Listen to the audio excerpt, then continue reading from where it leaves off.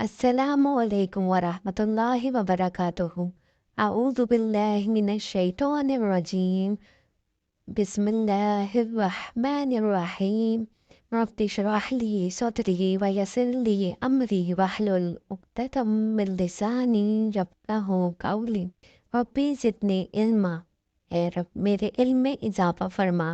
سورہ بقرہ ایپیسوڈ 59، آیت نمبر 285 سے 286۔ آمن الرسول بما انزل الیہ من ربہ والمؤمنون کل آمن باللہ وملائکتہ وکتبہ ورسلہ لا نفرق بین احد من رسلہ وقالوا سمعنا واطعنا غفرانک ربنا والیک المصیر۔ لا یکلف اللہ نفسا الا وسعها لها ما کسبت وعلیها ما اکتسبت ربنا لا تؤاخذنا ان نسینا او اخطأنا ربنا ولا تحمل علينا إصرا كما حملته على الذين من قبلنا ربنا ولا تحملنا ما لا طاقة لنا به واعف عنا واغفر لنا وارحمنا أنت مولانا فانصرنا على القوم الكافرین۔ رسول ایمان لائے اس چیز پر جو اس کی طرف اللہ تعالیٰ کی جانب سے اتاری، اور مومن بھی ایمان لائے، یہ سب اللہ تعالیٰ اور اس کے فرشتوں پر اور اس کی کتابوں پر اور اس کے رسولوں پر ایمان لائے۔ اس کے رسولوں میں سے کسی میں ہم تفریق نہیں کرتے۔ انہوں نے کہہ دیا کہ ہم نے سنا اور اطاعت کی، ہم تیری بخشش طلب کرتے ہیں اے ہمارے رب، اور ہمیں تیری ہی طرف لوٹنا ہے۔ اللہ تعالیٰ کسی جان کو اس کی طاقت سے زیادہ تکلیف نہیں دیتا۔ جو نیکی وہ کرے وہ اس کے لیے، اور جو برائی وہ کرے وہ اس پر ہے۔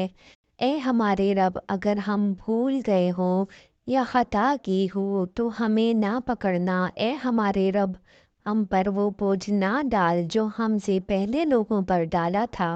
اے ہمارے رب، ہم پر وہ بوجھ نہ ڈال جس کی ہمیں طاقت نہ ہو، اور ہمیں اس سے درگزر فرما اور ہمیں بخش دے اور ہم پر رحم کر، تو ہی ہمارا مالک ہے۔ ہمیں کافروں کی قوم پر غلبہ عطا فرما۔ The messenger has believed in what was revealed to him from his Lord, and so have the believers. All of them have believed in Allah and His angels and His books and His messengers, saying, we make distinction between any of His messengers. And they say, we hear and we obey, we seek your forgivenesses, you our Lord, and to you is the final destination. Allah does not charge a soul except with that within its capacity. It will have the consequence of what good it has gained, and it will bear the consequence of what evil it has earned. Our Lord, do not impose blame upon us if we have forgotten or earned, our Lord, and lay not upon us a burden like that which you laid upon those before us, our Lord, and burden us not with that which we have no ability to bear, and pardon us and forgive us and have mercy upon us. You are our protector, so give us victory over the disbelieving people۔ اس آیت میں تفصیلات سے قطع نظر کر کے اسلام کے عقائد اور اسلامی طرز عمل کا خلاصہ بیان کر دیا گیا ہے، اور وہ یہ ہے: اللہ کو، اس کے فرشتوں کو اور اس کی کتابوں کو ماننا، اس کے تمام رسولوں کو تسلیم کرنا بغیر اس کے کہ ان کے درمیان فرق کیا جائے، یعنی کسی کو مانا جائے اور کسی کو نہ مانا جائے، اور اس امر کو تسلیم کرنا کہ آخر کار ہمیں اس کے حضور میں حاضر ہونا ہے۔ یہ 5 امور اسلام کے بنیادی عقائد ہیں۔ ان عقائد کو قبول کرنے کے بعد ایک مسلمان کے لیے صحیح طرز عمل یہ ہے کہ اللہ کی طرف سے جو حکم پہنچے اسے وہ بصر و چشم قبول کرے، اس کی اطاعت کرے اور اپنے حسن عمل پر غرہ نہ کرے، بلکہ اللہ سے غفور و درگزر کی درخواست کرتا رہے۔ یعنی اللہ کے ہاں انسان کی ذمہ داری اس کی مقدرت کے لحاظ سے ہے۔ ایسا ہرگز نہ ہوگا کہ بندہ ایک کام کرنے کی قدرت نہ رکھتا ہو اور اللہ اس سے باز پرس کرے کہ تو نے فلاں کام کیوں نہ کیا، یا ایک چیز سے بچنا فی الحقیقت اس کی مقدرت سے باہر ہو اور اللہ اس پر مواخذہ کرے کہ تو نے اس سے پرہیز کیوں نہ کیا، لیکن یہ یاد رہے کہ اپنی مقدرت کا فیصلہ کرنے والا انسان خود نہیں ہے، اس کا فیصلہ اللہ ہی کر سکتا ہے کہ ایک شخص فی الحقیقت کسی چیز کی قدرت رکھتا تھا اور کس چیز کی نہ رکھتا تھا۔ یہ اللہ تعالیٰ کے قانون مجازات کا دوسرا قاعدہ کلیہ ہے۔ ہر آدمی انعام اسی خدمت پر پائے گا جو اس نے خود انجام دی ہو۔ یہ ممکن نہیں ہے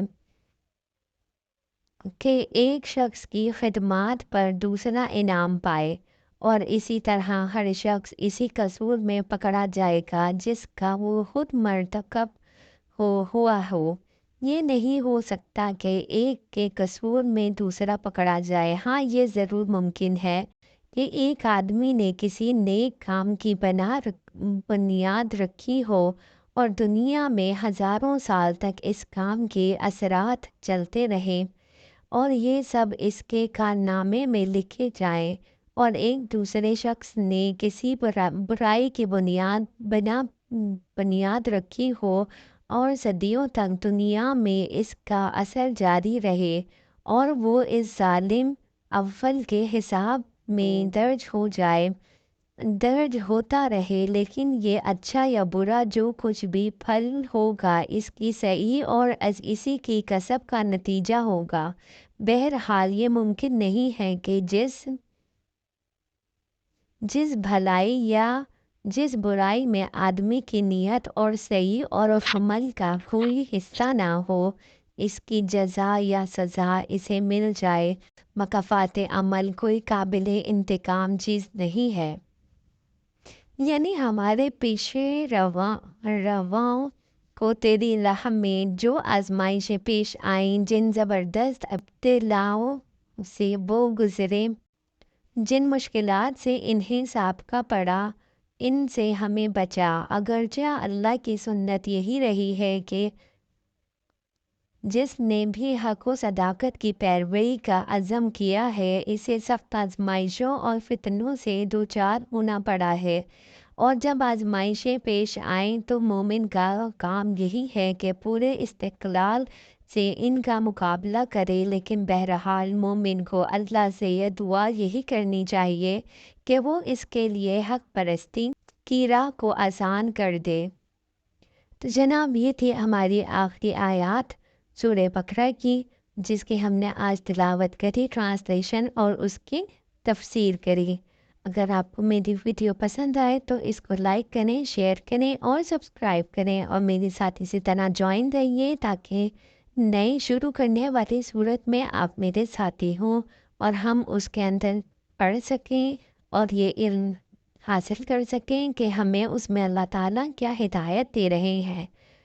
تو جناب، نیکسٹ ویڈیو میں انشاءاللہ ایک نئے سبق کے ساتھ، نئی صورت اور نئے آیات کے ساتھ دوبارہ ملاقات ہوئے گی۔ تب تک کے لیے اللہ حافظ۔